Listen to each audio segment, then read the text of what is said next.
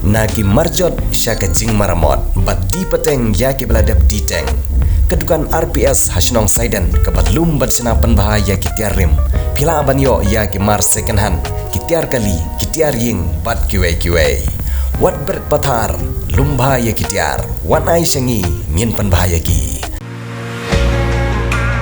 Ke Rainbow of Sounds Music School kepada Naksionong Maubri Riboy District kepada long sisin citayo hak sisa jany Little Flower Higher Secondary School Maubri kedon punjait kiukom hikai hak liang ke tem keput bat karwai kesiau kikena akibahan news dem seneng kila banwan pentebit hak neg music school bat om dan jinge nag mentai ki larang baru banwan pentebit hak neg music school. Habai keren berubah Arbi Syadab, upri Presiden Jongka Riboy District Sports Association, hadin ga jingelang jongka tikenhun mentah kesengi. Ulong, ba bandang penyiar susu ia ke jing terikam jongka RBDSA hapo ke distrik. Lapia ia ke Riboy mingi, banlong ka weipat kesena terikam jongka tikenhun, bahkan long ke jing mentoi na ke mentah ki nong ilekai ki badan sia ketika dong. Hak basyen ke RBDSA kan selit ban penskam, ia ke Riboy mingi Sports Association.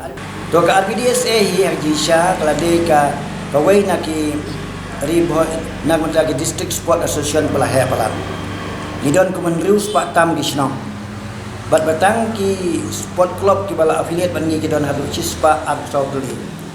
Bandron ni ya kini ki club ban penbiang ya gidon kamjung ki ngila stong. Ngila don ru gajing tumuna do isnam ki bala lain.